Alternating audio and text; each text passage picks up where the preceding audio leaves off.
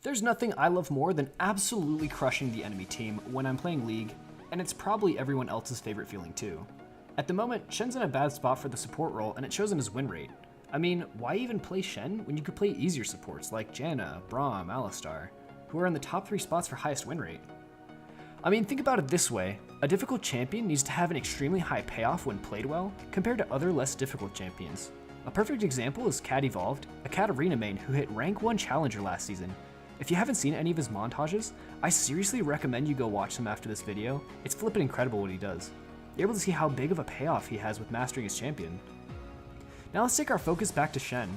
Myself and a few others I know have a lot of experience playing Shen support, and in the past it was very obvious that the payoff for playing Shen was potentially massive, but they've removed some of the most powerful tools that made the payoff so high. As of right now, his payoff absolutely cannot be as high as other traditional tank supports when mastered. Or at least, not when he's played conventionally. Not when you try to go head to head against a Braum or a Thresh. I thought about it a lot and came up with a master plan. A new method so devious you can stomp games again. This isn't just a new Shen build or rune page. This is reinventing the meta for support Shen. Let's make him a monster. Let's make him an absolute nightmare. This first candidate for a new best Shen strategy will be so aptly named Nightmare Shen. This strategy is centered in early and mid-game picks using both Shen and Nocturne's ultimate abilities. The best strategy seems to be placing wards in the enemy bottom side jungle early on to know when the enemy is not in his bottom jungle, letting you know he must be in his top jungle. All Nocturne has to do is walk into the enemy top side jungle and start a 1v1 fight, immediately using his ult to cover himself and you while you use your own ult for an entry. Now for this to be a stomp, you need to have constant deep wards and a lot of CDR to get your ult coming back up as soon as possible. The best build might look something like this. The next strategy is named the Yi Shen bait.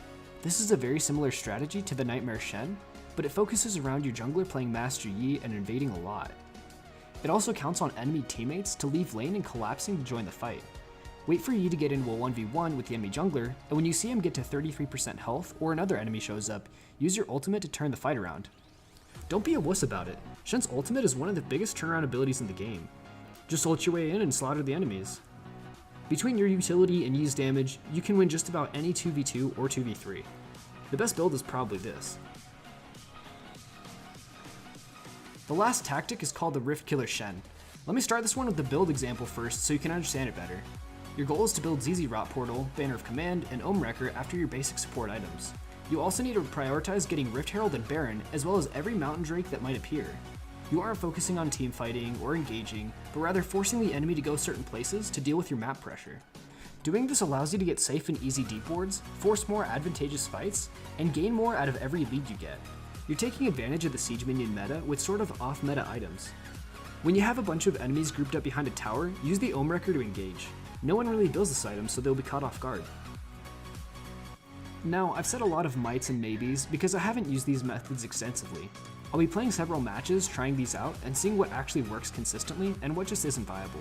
I must also say that these strategies work much better if you can get a third person in on your strategy, like a Yorick along with the Rift Killer Shen, or a Twisted Fate for the Nightmare and Yi Shen combo.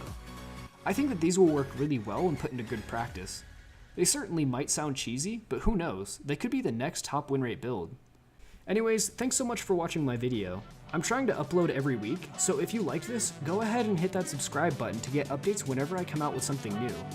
Thanks so much, and I'll see you in the next video.